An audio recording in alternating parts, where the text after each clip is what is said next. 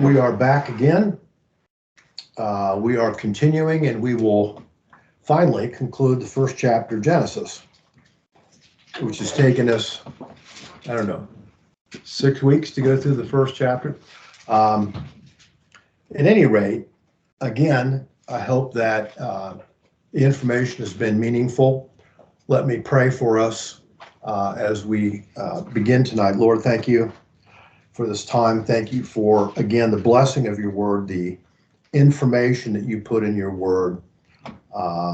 And thank you for our ability to try to understand the creation process and how really it does make sense. So we pray for your Holy Spirit tonight to illuminate your word. And we pray these things in Christ's name. Amen. Okay. So let's go to Genesis 1, and let's read and take first verse 26. So here's the verse. Then God said, "Let us make man in our image, according to our likeness, and let them rule over the fish of the sea, and over the birds of the sky, and over the cattle, and over all the earth, and over every creeping thing that creeps on the earth." Okay. Now, Elohim, God, is always a plural noun, which is grammatically weird. Okay? It's always a plural noun. And of course, what does it imply? Right, the Trinity, the Godhead, as we call it, the Father, Son, and Holy Spirit. So what we're saying here in verse 26 is that God within the Godhead counsels about the design that is the final crowning element to the 6-day creation process. That's what the information we're getting here in verse 26. Now, it states that mankind was created in the image, that is the word Hebrew tselem, which means the form, the likeness, or the model, in is made also in God's, quote, likeness. The word likeness in Hebrew is the word demut, and it means to resemble or to follow a pattern. Therefore, man was designed using pre-existing biochemical systems like were used to create the animals. And therefore, man shares somewhat in those systems. That is, of the higher order animals, they have a skeleton, we have a skeleton, they have a circulatory system, we have a circulatory system, they have a filtration system of the kidneys, renal system, we have it, et cetera, et cetera. It's not that it's identical, but God uses a pattern that he then develops into the ultimate pattern. And that ultimate pattern would be the body of man, men and women, okay? Mm-hmm. Now, but there's something unique about man that makes man completely different than any animal. Mm-hmm. And that is, it says that God put his spirit, that is in the Hebrew, ruach, his spirit in man. If you turn from where we are to the next chapter, Genesis 2, you'll see a more specific statement of this in verse 7, Genesis 2:7. Then the Lord God formed man of dust from the ground, that is the elemental qualities of the earth, okay, and breathed into his nostrils the breath of life, and man became a living, that is ruach, being. Okay, animals do not get that. Okay, only mankind gets that. We see also, and you don't have to turn here, but it's a famous kind of verse that's worth noting in 1 Thessalonians 5:23. Paul says, I pray that you be sanctified entirely, body, soul, spirit. Ruach, spirit. Okay? So mankind has a spirit like God's spirit. It emulates God's spirit, and it comes from God. It is breathed through his spirit. He breathes into the body our spirit. And therefore man becomes a threefold being. And I guess I'm going to turn this for a second, camera, to show this, but let me turn it around. Let me turn this, let me pull this back here first. Turn the camera a little bit. I think that's good enough. And we see here an example of, or a diagram. So we have the inner spirit. That's the spirit gives us the ability to have fellowship with, interact with, and understand God. You can't understand God unless you understand him spiritually. And we're given that ability. Of course, the soul in the Greek is psyche. It means our emotions, our thoughts, our feelings, our ability to reason, our personality, our talents and abilities all emanate from the soul. And then, of course, the outside is, in the Greek, soma, the body. Of course, that's the physical or mechanical aspect of man. So you see here kind of a diagram, I think is a useful one to look at the three-part nature of man. So we emulate God. God exists as a three-in-one being, and we also, in a different way, but in a similar way, are a three-in-one being. Now, it says that man is put on the earth, is designed for the earth to rule. Okay? You see that back in verse 26? To rule. The word there is redah in the Hebrew, and it means leadership, rulership, or a good word for it, honestly, is husbandry. Husbandry. That's probably one of the better words for it. Therefore, man is meant to manage the creation on the earth. This tells us something that's really important, particularly for the future and for the history of what's going to happen as we keep going through the chapters of Genesis. And we get to Genesis 3, it's going to become really important. Mankind is given the legal right to the earth. Understand that's part of what is meant here. Mankind is given the title deed to the earth. Okay? Now, hold your place in Genesis, if you would, but turn to Matthew 4. I want to show you how this is important. Matthew chapter 4.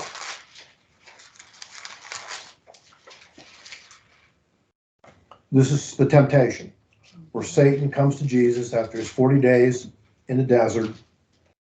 He comes to him, and I'm going to go down to verses 7 and 8. Jesus said to him, Satan, on the other hand, you shall not put the Lord your God to a test. Okay? Verse 8. Again, the devil took him, Jesus, to a very high mountain and showed him all the kingdoms of the world and their glory. Verse 9. And he said to him, all these things I will give to you if you fall down and worship me. Why could Satan say that? Huge control of the people. Because he had gotten it Title deed. in the. And when did he get it? In the garden, At the, after the fall. right, at the fall. The point at which there was sin and man disobeyed God, okay? The title deed was changed, moved. This is part of the strategy of the devil. This is part of why he did what he did. He wanted to rule the earth.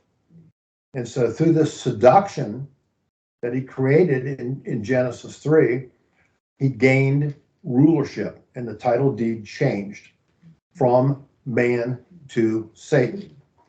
Therefore, he can offer the world to Jesus, which of course Jesus was not willing to take, because Jesus already has a plan for coming back for the world. And it doesn't involve Satan giving it to him. And Jesus got that on the cross, Yes. that title, if he just hadn't came back and claimed it. Exactly. He gains it because of the cross and his substitutionary death, and then comes back, as we'll see, presumably not too long, and will claim it. To pick up what Jan was saying, it is an eviction, a legal eviction. It is. You ever had rental property and had people in your home that you couldn't get out? You just can't say, get out of here. There's a whole lengthy legal process that has to happen. Right. And there will be a legal process, but the title deed will be reclaimed. Exactly. Okay, now, so man was created as the human representative for God to benevolently manage God's creation of the earth. That's what we're being told here. Now, let's go to verse 27 of chapter 1. Let me read it. And God created man in his own image. And in the image of God, he created him, male and female, he created them. Now, the fact that God created mankind in his own image shows why, above all things, evolutionary theory is an arrogant affront to our Creator. The Bible is very clear. Man did not evolve. Man was created during the sixth day perfectly. Ideally, his genetic code was perfect. All 3.1 billion base pairs of his genetic code of the genome were perfect. No flaws.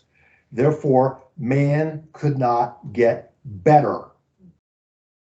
The only thing he could do is get worse, which of course the fall caused. Therefore, evolution is exactly the opposite of what the creation narrative is. Right? Okay. Now, this is why Paul, and I'll turn here, in Romans 1, makes the statement that he makes.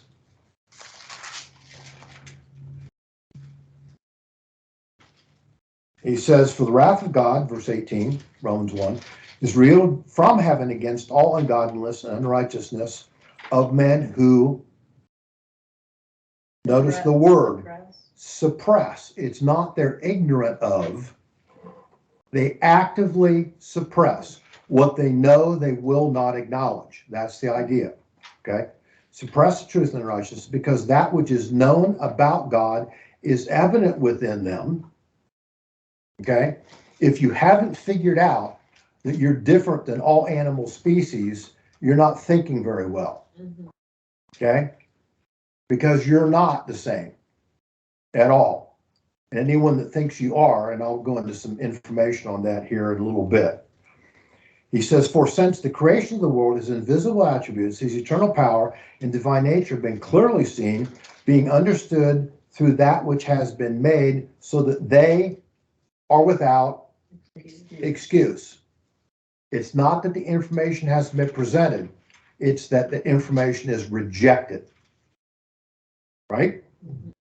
And then he says in 21, for even though they knew God, they did not honor him as God or give thanks, but, and this is such an unbelievable description of what's going on in our society today, they became futile in their speculations, and their foolish heart was darkened.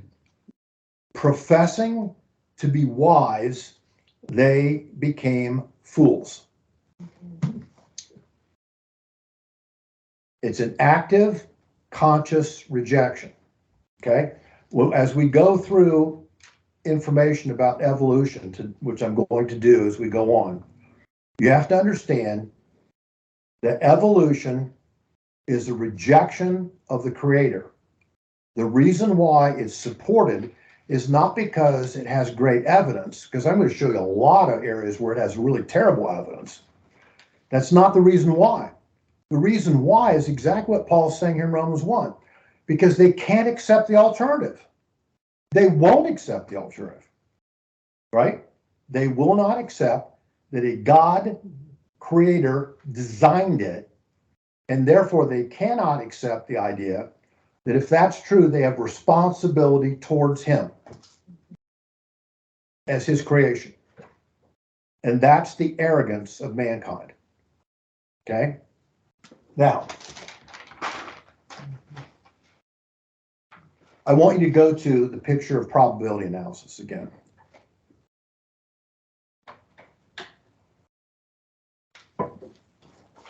Okay. And what I want to point out really is the bottom line. Okay, if you get that out. All right. And that is, I went through all this probability analysis, okay, figuring out the statistical probability of certain things happening in terms of evolutionary process. And the bottom is number 8, okay? Well, it's really 7 and 8. 7, the human genome contains 3.1 billion base pairs. Therefore, the probability is that 3.1 billion base pairs divided by this, well, I'm not going to go into all that again, but the probability is that 3.1 billion base pairs would be successful if they just are random sequences of these basic proteins over and over again, is 1.55 times 10 to the 156 power. Now, if you take that and turn it into how much time would it take for this to occur, that's number 8. Okay, the proportion of these trials in seconds, et cetera, would give us that it would take 10 to the 135th power in seconds for this to occur. Okay, let me translate that a little bit further. Okay, that is 10 to the 135th power in seconds is 10 to the 128th power in years. So for it to occur, you'd have to do this over and over again for 10 to the 128th years for it to possibly succeed. And I think anybody that knows anything about math knows that that's an absolute complete absurdity. Okay? It couldn't happen. And this is one of the reasons why, even though evolution keeps being pushed, they keep denying the reality that they are on absolutely the wrong side of statistics. Okay? That what they are saying is, given enough time, they always say this, X, Y, and Z could occur. But there isn't enough time, no matter what, okay, for it to occur. So that's one of the, problems with it. Well, they don't want to accept. No, they keep insisting. Yeah. They keep insisting. Certainly, somehow it can work. Now, theologically, if God didn't create mankind exactly as he stated, then we have to question some things about what God says in the future. Turn to 1 Corinthians 15, if you would. Now, I'm just giving you one example of many things that we would have to question. And understand what I'm trying to tell you is that this is the theological base to almost everything else that's built upon it all through Scripture. So if people reject this, what can they believe about all other things that God says? Here, let me give you an example. Go to 1 Corinthians 15, and I want you to look at first, starting verse 35. But someone will say, how are the dead raised? And what kind of body do they come? And he says, you fool, that which you sow does not come to life unless it dies. And he goes and talks about how grain has to go into the ground and die for new grain to occur. But God gives it a body just as he wished, and to each the seeds of their own body, all flesh is not the same flesh in verse 39. In verse 40, there are also heavenly bodies and earthly bodies. Okay. Now, if you want to believe that you're going to have a heavenly body, then you better believe that God created an earthly body. Because if you don't believe that he created an earthly bodies, how are you going to believe about a resurrection body? On what basis would you do it? You see what I'm saying? Drop down also in the same chapter to verse 51. It says, but behold, I tell you a mystery, that we shall not all sleep, but we shall be changed in a moment, in the twinkling of an eye, at the last trumpet of a sound of the trumpet, the dead shall be raised imperishable, and we shall be changed. For thus this perishable must put on imperishable, and this mortal must be put on immortality. But when the perishable will have put on imperishable, and the mortal will be put on mortality, then will come about the saying that is written, death is swallowed up in victory. Okay? Again, how can you believe that you're going to be immortal if you don't believe everything that God says about the creation? If you don't believe that you have a spirit that has been given you, then you don't believe in the eternal nature of humanity, right? So these things are very important because they're the foundation stones for everything that occurs on top of them. Yes. So people who believe in evolution, they don't believe in eternal life. They don't believe. No, the body's the body. Yeah, they say you die, you die. And the molecules finally degenerate from your flesh and go back into an organic form that eventually, quote unquote, goes to the ground. So people who believe God and accept God's creation, they kind of have to accept the idea of immortality too. Right. Now. But some want it both ways. Yeah, that's true. There are people who want to believe in evolution. At the same time, they want to believe that somehow mankind evolves into some kind of spiritual state. Okay? They call us agnostics? Well, no, they're... crystal holders or something. Yeah, they're new age people. I mean, there's all kinds of different, but it's beliefs not built on any system that makes sense. It's kind of this, I believe it, so it is. Okay, that's kind of the approach. Now, notice something else about this in verse that we're talking about. Okay, an important aspect to God's design is the binary nature of gender in humanity. What's he finished the verse with? He made them male and female. Okay? There are two similar but somewhat different complementary parts which only together represents humanity. I'll say it again.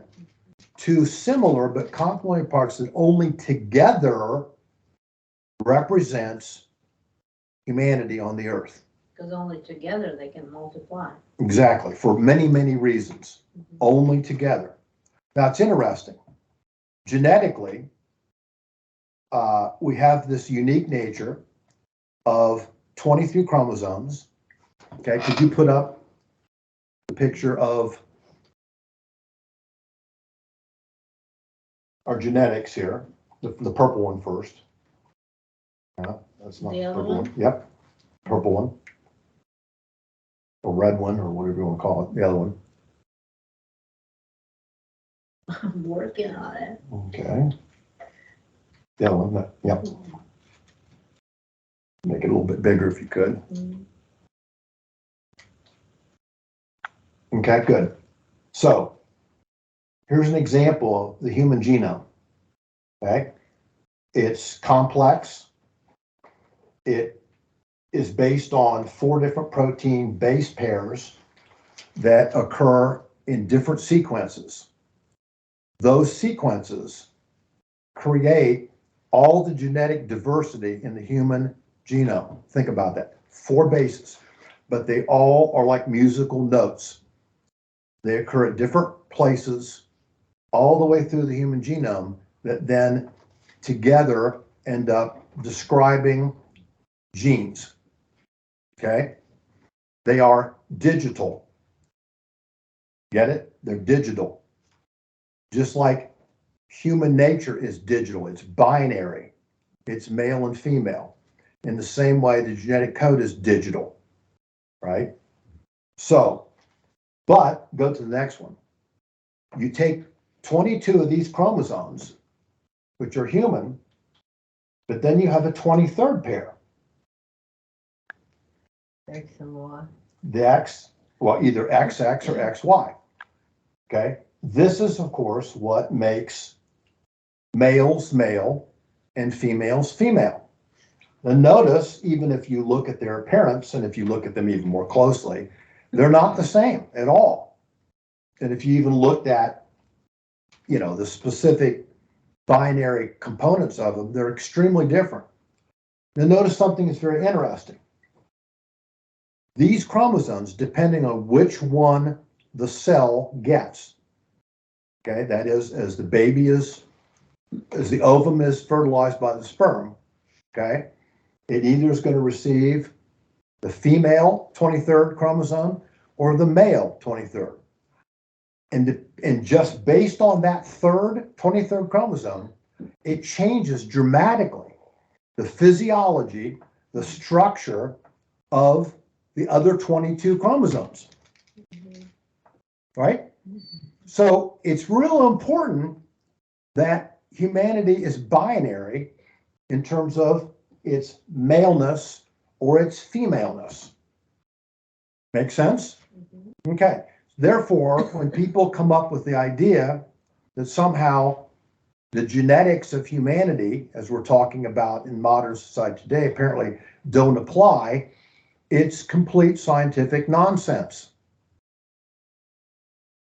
See it. It's nonsense in Look many at it. ways. It's not the way genetics work. Okay? So if somebody says they're binary, are they saying they're both? No. If they say they're binary, they're saying that there's 2, male, female. It's binary. One or the other. Okay? Binary, 1 or 2. Yes or no. You mean when a person identifies as, I'm binary, means I'm either a girl or I'm a guy, but I'm the same person, right? Is that what you're talking about? Yes. Yeah. Okay. They have to be a girl or- The modern movement today is to talk about non-binary. Oh, not non-binary. They Yes. cannot figure out who they are. So are we non-binary? No, we are binary. We're binary. Okay, we are binary. So if you're non-binary. Are we cowboys or Indians? So therefore, let me put it this way. Because of the binary nature and the either XS female 23rd set or the XY male 23rd set, what we see is that there is no combination such as male-male or female-female or man-animal or female animal, which expresses the human design, right? Man plus woman equals equality with diversity, and of course creates a variety of different characteristics which allow mankind to be able to manage and rule the planet. Okay, I think most of us who are married would agree to this. We realize that it is the elegant combination and ebb and flow of the contributions between the male and the female, which makes for the unique nature we call marriage. Okay? That unique environment we call family. All right? That is, as a mother and father are clearly meant to be part of the original design system, then raising children does not work well without both of those components operating correctly, right? In any way that they don't operate correctly, it's problematic for the children as they grow up. Well, you've got a lot of that in society. Absolutely. Yes, we do. We have a ton. We have a ton of distortions. Now, let's move on to verse 28 of chapter 1. There's more to be said. Now, God says in 28, and God blessed them, and God said to them, be fruitful and multiply, and fill the earth, and subdue it, and rule over the fish of the sea, and over the birds of the sky, and over every living thing that moves on the earth. Okay? God blessed them. This means he enriched them. Okay? He favored them. He spoke well of them. These are all the meaning of the Hebrew word there. And therefore, he caused two mandates. In this verse, we have two mandates. Okay, first mandate is procreate. Second mandate is spread out over the face of the earth. Two basic mandates. Therefore, God says, as we go on in the verse, therefore, be fruitful and multiply. Interestingly, the same Hebrew words are used in Genesis 17:16, you don't have to turn there, about Sarah, who, of course, wanted a child, and God blessed her that she would become pregnant. It's also the same word used in Genesis 48:16 of the blessing of Joseph and his offspring. Okay? What about Hannah? Well, it's used in lots. I didn't look up every place it's used, but the point is it's frequently used, okay, to talk about those things. Now, it's also used in Deuteronomy 7, verse 13, where God blesses mankind with fertility. God blesses mankind with fertility. That is, man is supposed to be fertile and procreate. Now, this instruction is countermanded very quickly. The first place we find this is by this guy named Nimrod, found in Genesis 10 and 11. We'll get there in so many weeks. What does Nimrod do in view of this mandate? Okay. He builds great cities, which are population centers, urbanization, pushing people into towns. Okay. And also, what does he do? So is he spreading? It's countermanding the idea of spread and fill the whole earth. Okay. Now, also, another thing to note about verse 28, and all that's said in that verse, God never instructs mankind to have dominion over others. Why does he not need to? He has dominion over them. But he gives rulership over the earth to man. Why does he not need to? Because sin hasn't happened yet. Oh. Therefore, it's a perfect system. You're dealing with humanity who at that point are perfect people. They have perfect genetics, they have a perfect environment, and they're not flawed in any way morally or in any way. Therefore, they don't need government systems. They don't need a court system. They don't need police.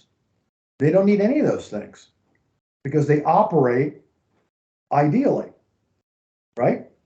It's only after the fall that this occurs. It's interesting also, speaking of Nimrod, in Genesis 10, verses 8 and 9, it says Nimrod is a mighty hunter. And the implication clearly, particularly in the Hebrew, is he's a hunter of people. So he's predatory in his nature. You know, can I make a comment? Yes. In the King James Version, that verse 28 says, and God blessed them, and God said unto them, be fruitful and multiply and replenish the earth. Well, Could there have been people here, but even before that? I don't think so. I think it's personally, I think that's a mistake in interpreting that verb. You know, I think it's an original mandate to populate. It's not, I mean, obviously in populating, you also repopulate to a certain extent, particularly after the fall you do, because people die at that point. Now, Well, since Janet got yeah, distracted, if you look at the Bible, God never created a democracy. no, He always had a theocracy. Right. There was he gave a law, like the law of Moses. Here's a law, you enforce it. You live by this. And if you look at what's going on in our society, even though we were founded as a Christian nation, the election we had this week showed very quickly that people could decide evil or bad things and put that into play. So we that don't believe that still have to live by it and follow it. yeah, God never put in a democracy. no, I true. don't think the term follow it is correct. I think there's going to be challenges all the way down the line for years. Well, it's again, it's another source of fundamental conflict in our society. Okay, for sure. That.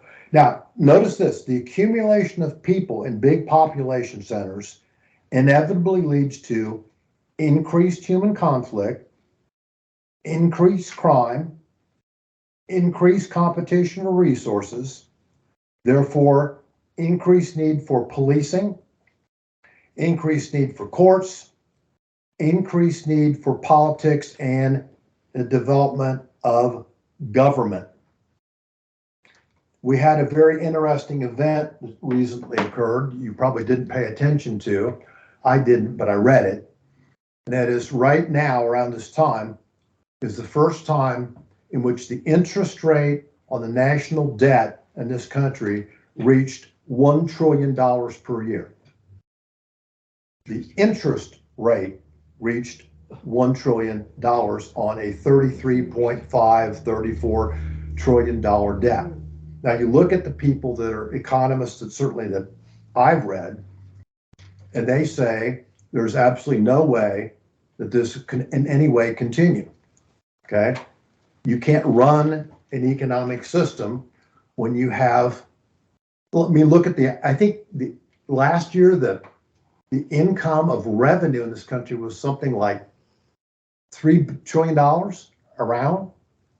So we're running $1 trillion of it just to pay interest on the debt, which means that we don't have enough money, which means you have to go into more debt to refinance debt that we have. In 2025, Trump's tax cuts are eliminated. Mm-hmm. When those are eliminated, you go back to what they paid before by corporations. And at that point, you're going to eliminate that debt. And the thing that happened when he cut those taxes, he ballooned the tax base, what you're talking about. If you go back just to from the time he was elected and that tax cut went in, the amount of money that we stopped earning to pay off the debt and pay off our interest is when it really started to balloon. I will say this. I don't think there's any possibility that we will ever pay off $33 to $34 trillion in debt. I don't think it's ever going to happen. And what we do, of course, I don't want to go any length about this, but because of that debt, we then issue bonds that we ask other nations to buy so that we finance that debt. Now, what are we seeing is happening across the world, in China and Russia and other places? They don't want to buy bonds. When you, as a country, become that indebted, who wants to take the risk of buying them? So I think we've got a lot of problems. At any rate, the point is increased urbanization and causes increased government. And what does government do? Spends money. It spends money and gets bigger. And as it gets bigger, it spends more money. So we have a cycle that is not good. Are you talking about California? I'm talking about a lot of places. Now, so notice also this. The very things that God designed, now, currently, mankind aggressively opposes. The mandate about binary gender is opposed.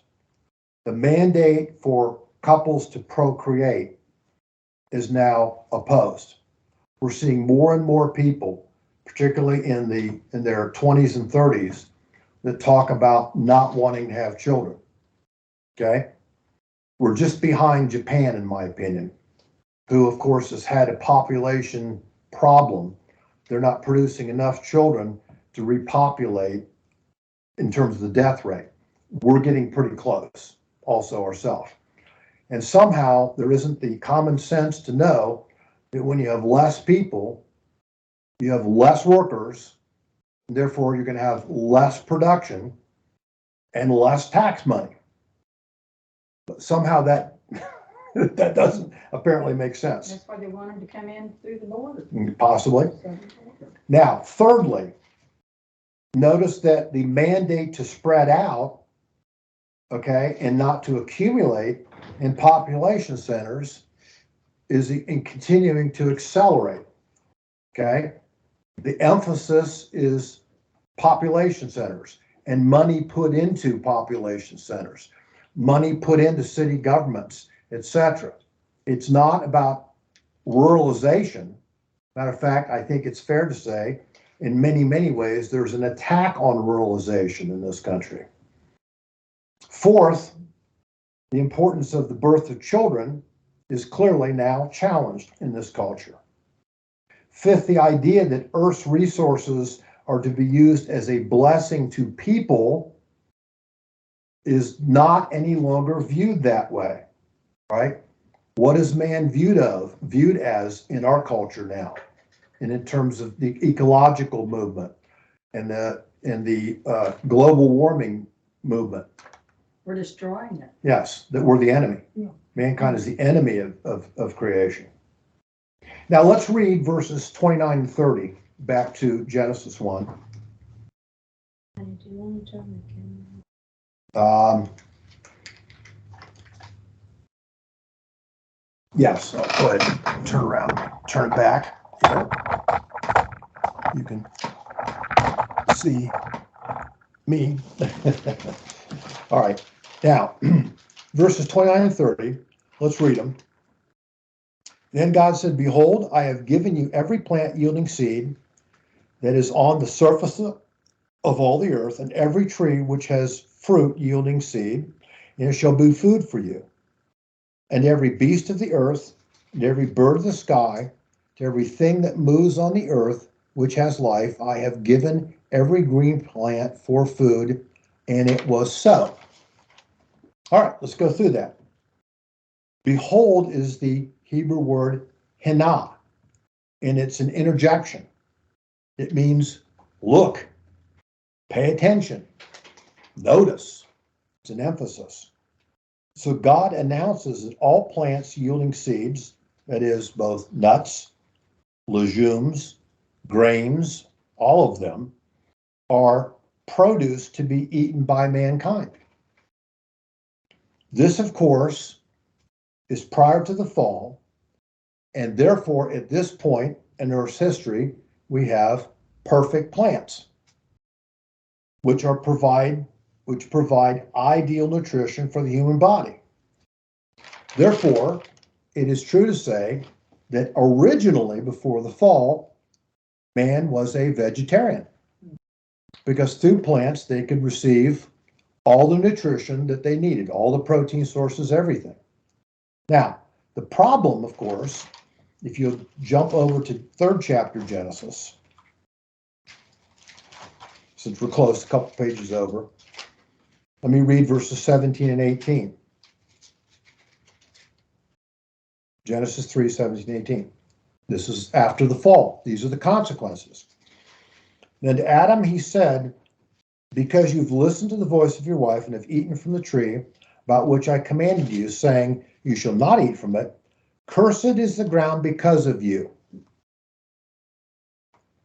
In toil you shall eat all the days of your life, both thorns and thistles it shall grow for you, and you shall eat the plants of the field. By the sweat of your brow, you shall eat your bread, until you obviously return to the ground from which you came and turn back into dust. What's that mean? It means because of the fall, the plant kingdom changes, just like humans change, just like human genetics change, plant genetics change. And now plants are much less productive than they were before the fall. The soil changes because of it. Okay, he mentions that. And of course, mankind therefore cannot get all the proteins that he needs from these changed plant structures. And so eventually man has to start to eat meat and gain. Is that why in Numbers he has so many different offerings, from lambs and goats and cattle and burnt offerings? That's for the offering system. Not necessarily, it's for the sacrificial system. The point is that man ends up having to need to eat animal protein because he can only get the necessary amino acids, the total of them, from animal protein. Now, so all animal and plant kingdoms are under the management, supervision, and utilization of mankind. Okay? Man, in this view, is not seen as the enemy or culprit of nature, as occurs today in the modern climate change ecology movement. Man is not, quote, as it's viewed today, the rapist of nature. But that is the way he's viewed today. Now notice also back in verse at the end of verse 30, he says, and it was so. And it was so. Now this is interesting. It was so underscores God's design and intent. In other words, you might as well say it's just the way he wanted it. It was so. This also is a statement that militates against the idea of evolution, okay?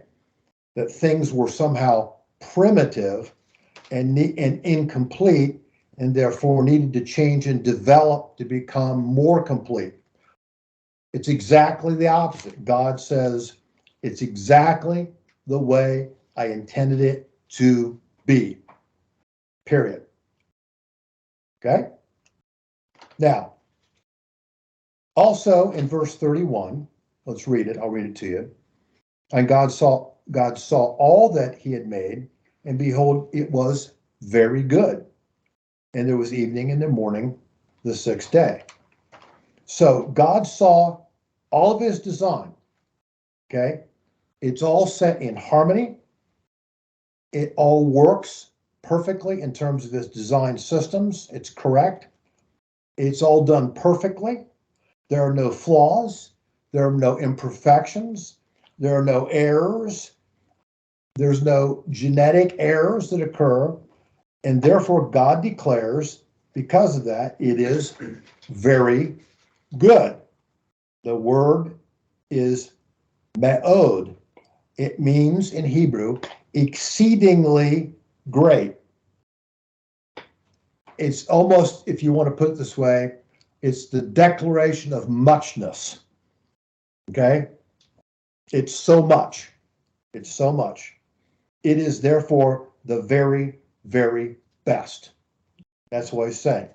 At the end of each day, he said He said good. Good. But now he says very good, because it's all been created and the culmination of it has been created, that is mankind. Okay? Therefore, nothing could be improved. It's totally ideal.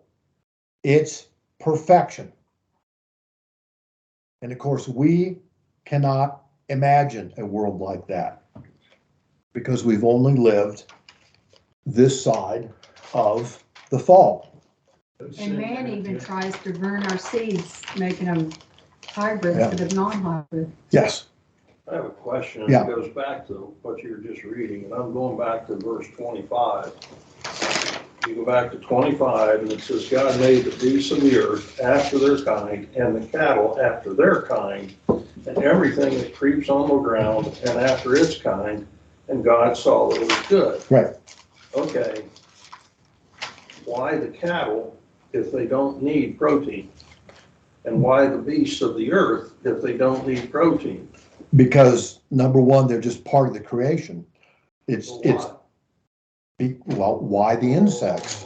Why the invertebrates? Why the amphibians? Because they're just part of the world that God created. He created all these different types of animals, creatures from. Then it was very easy once there was a fallacy in the garden.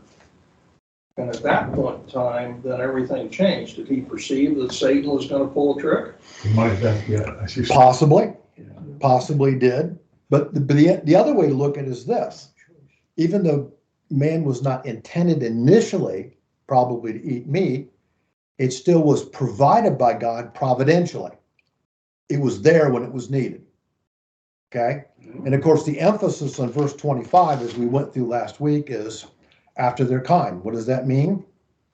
We call it speciation, a fixed genetic code, right? Fixed genetic code, which again is an argument against evolution. Plus, cattle could also be from milk.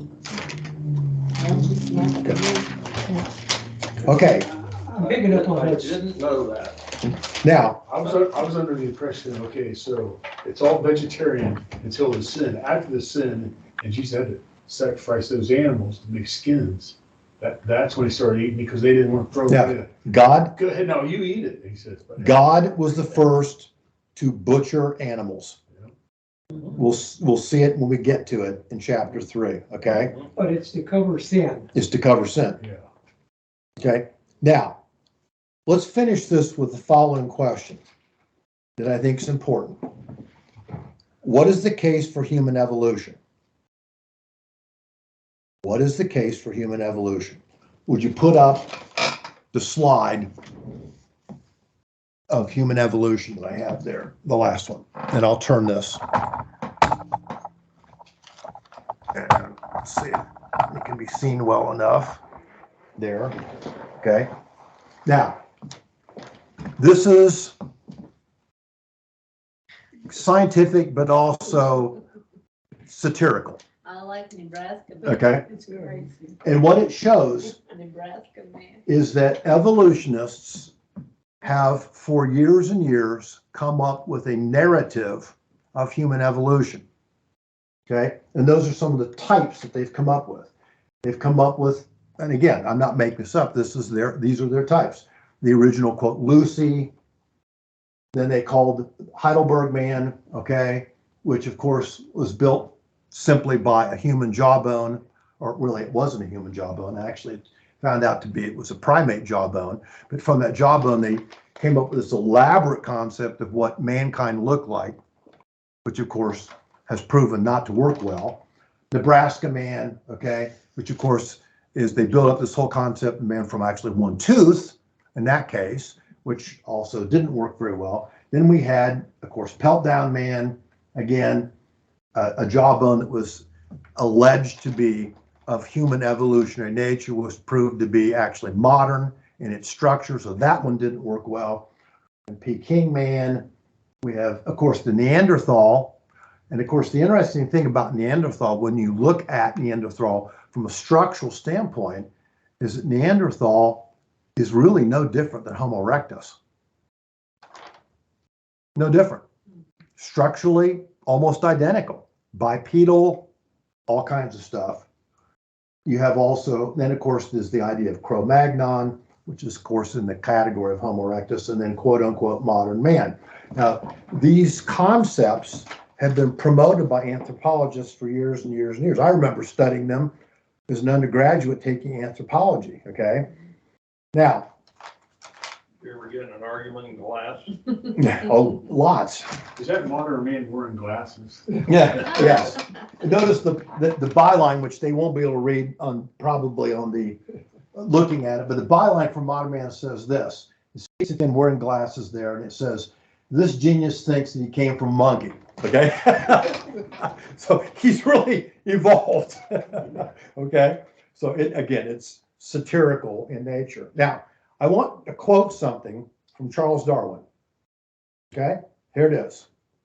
Darwin says, quote, "If it could be shown that any complex organ existed which could not possibly have been formed by numerous successive slight modifications, then my theory will be absolutely broken down."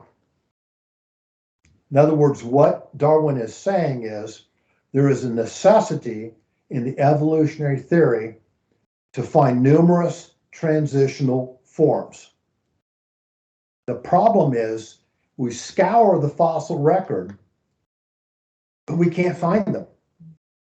We don't find them in animals. We certainly don't find them in humans. And of course, this cartoon is an example of it. Now, because of what I'm going to call biased evolutionary approach that anthropologists have, in other words, they assume evolution and therefore try to interpret everything inside the construct of evolution. Okay? They produce these, quote, evolutionary records. Interestingly, as we've seen here, further analysis of the record shows that the interpretations are actually false, and the record shows through fossils and bones and other structures that actually there are basically two categories that are found. They're either structures of non-human primates or they're modern man with slight ethnic differences. That's what you get when you really analyze accurately the fossil record. Now, we have a variety of technical assessments of 6 major structural traits of human beings. That is, you can analyze through body size, through locomotion, through jaws and teeth structure, through skull size, etc.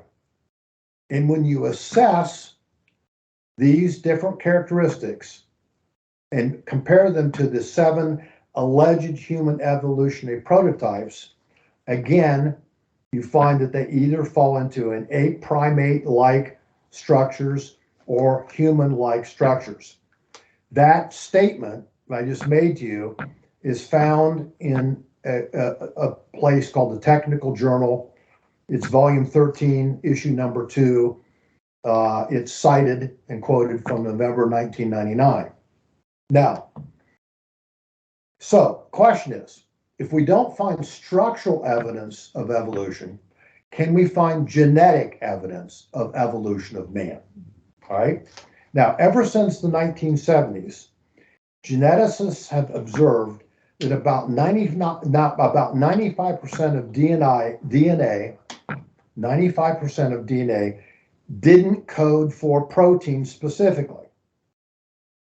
So they looked at all this genetic material and they called it, or what they called genetic gibberish in one article. And they concluded that this must be evidence for human evolution. That is, that the genetic snippets that seem to be discarded from genetic mutations, and therefore the many genetic trials discarded these things, and these snippets called junk DNA, this is what they called them, were simply things not used. Okay, this was their evidence for human evolution genetically. But recent genetic research shows that this junk DNA that they found to be evidence of evolution is exactly the opposite. And this, quote, discarded material is absolutely essential in the regulation of gene expression, and without it, we would have a lack of genetic information to make precise RNA to produce proper proteins. So junk DNA regulates RNA, which produces the right kind of proteins in the human body. Like Gary says, God creates no junk. Exactly. God creates no junk. And there is no junk in genetics. Therefore, what they viewed as being an evolutionary argument, we now realize is not an evolutionary argument. It's an argument for precise design is what it is. But what amazes me that the theory of evolution is just one man's opinion. Well, starting with one man's Starting opinion, with Darwin. Yeah, Okay. somebody's theory. Yeah, and what Darwin saw, okay, when he in the Galapagos Islands, okay, was he particularly studied, of course, the finches, okay, and he took all these drawings and he saw variation in the finches. He therefore assumed, because he saw beak structures different, things like that, that therefore this is an example of evolutionary change. What he didn't realize at that time was that this is simply a interspecific change of characteristics based on geographical isolation. That is, if you take any species and you isolate members of it Right. long enough from other species, because of the environment, Mutate. they have minor changes that occur adapting to their environment. But you take any of the finches that Darwin studied and they will breed into other finches. Therefore, they're of the same species. They weren't interspecific evolution. They proved not to be. What I just quoted, by the way, is the research found in the Okinawa, done by the Okinawa Institute of Science and Technology University, published in the journal Nature Communications in June 2020. That's some of the more recent genetic information. Now, also, we can look at this. Compared to any animal species, mankind possesses the following unique characteristics. Man has a uniquely complex brain, especially in the areas of the size and the nature of our prefrontal cortex and our temporal lobes. That allows us to have an incredible ability to think, to reason, to analyze, and also the temporal lobes, because of their size and structure, give us a unique ability at language. Okay? And you damage those, And you have language problems. and you have other problems. And if you have TBIs, traumatic brain injury, you have prefrontal cortex problems. Absolutely. So basically, what we see this is unique to human beings. We don't find this in examples of animals. Okay. Secondly, man has a unique capacity to contemplate and reason. We really don't have any books written by animals on philosophy that we found. Okay. It's a unique ability of human beings. Thirdly, man has a unique capacity to design and create. You know, they'll look at chimps and they'll say, but sometimes they take sticks and they pry things open. Okay, compare that to NASA making a spaceship that can go into space with some unbelievable number of tens of thousands of operating parts. There's just no comparison. Or picture of famous artists. Yeah, exactly. That's The unique art of people. That's another example. Okay. Now, fourthly, man has a unique ability to create advanced technology. Matter of fact, it's so advanced, it's becoming dangerous. What we call artificial intelligence. yes. Okay. And man has now created computer systems of AI that actually can compute faster than the human brain. Okay. But where does it come from? From the human brain. Okay. Fifthly, man has unique and sophisticated language capacity. You know, I was reading an article as I was studying for this about that they think that chimps have some signaling system that gives them some kind of primitive language understanding. You compare that to the language capacity of humans, the literature we write, the novels we write, you go on and on. There's just no comparison. You're comparing, you know, atoms to universes in terms of their difference. Also, man has a unique capacity to contemplate and to behave morally. Doesn't mean he always does it right, but man has moral concern. This is why people are preoccupied, This is why people are preoccupied with the concept of justice and fairness. You don't see chimps worrying about fairness, okay? You see human beings being worried about issues of justice and fairness. Also, man has a unique capacity for mutual cooperation.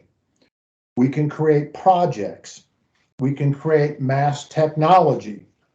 Look at NASA as the cooperation of thousands and tens of thousands of people who are organized in a way in which they produce unique products. This is unique to humans. Also, man has unique capacity to consider his own mortality. Man considers death and dying. You see no evidence of that in animal species whatsoever. Elephants. Well, I'm not saying that animals don't recognize possibly the death of another animal, but when you look at that compared to the human capacity for death and dying, okay, it certainly is a very small issue compared to mankind's. Now, also, man has a unique capacity and desire to search for the meaning of life, which leads man into philosophical questions, contemplation, and writings, and also then leads human beings into spiritual interests. And again, this is unique to humanity. I want to close tonight. You can turn, if you would, to Psalm chapter 8. Yeah. Psalm 8. Psalm 8. And I think this is a fair way to close tonight's teaching. Psalm 8, starting in verse 4. What is man, that thou dost take thought of him, and the Son of Man, that thou dost care for him? In other words, what's unique? What's special about mankind? Verse 5, yet thou hast made him a little lower than God, like in the image of, but not to the extent of God, obviously. Thou dost crown him with glory and majesty. Thou dost make him to rule over the works of thy hands. Thou hast put all things under his feet. That's how God views man. Mankind is not a product of evolution. Mankind is a unique creation, thought first in the mind of God, that is the crowning glory of his creation. And mankind is unique because of his ability to relate to his creator. That's man. And that's why God is concerned about mankind. So, Gary, would you? Yes, go ahead. Before I do that, one quick story. When Stephen was filling out his paperwork for OSU, Janet happened to be looking over his shoulder. When it got to the point of what religion are you declaring, he wrote atheist. Janet almost came unglued. This is your grandson. This is our grandson. Okay. And I told her, I said, back off, leave him alone, let him explore.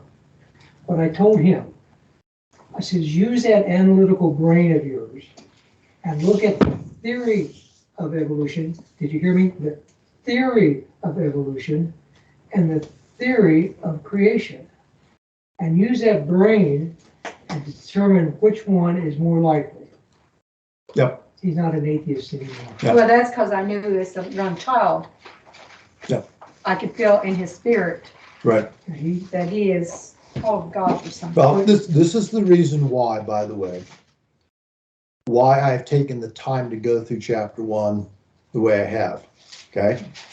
I want people to understand that the design system of God through the 6 days of creation is in no way anti-scientific, in no way.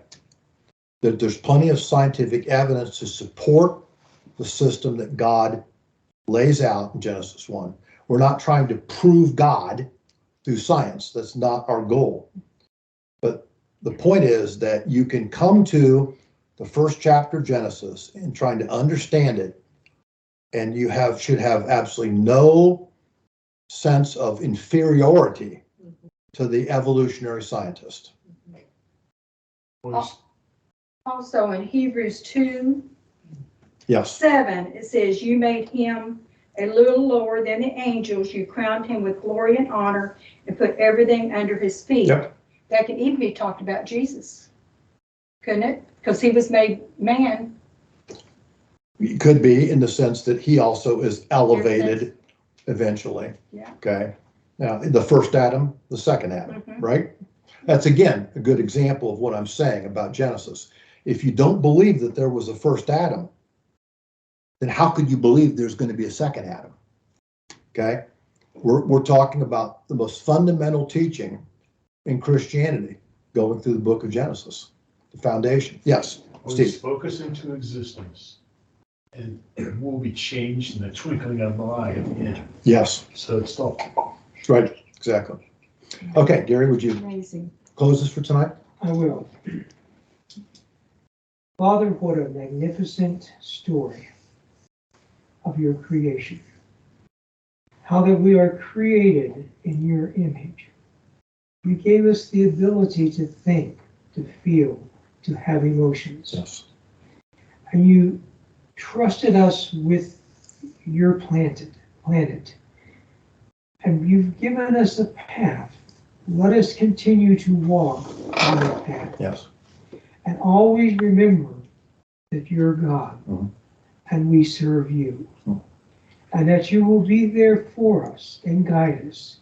Even though our world is in turmoil, we know that you are there with us.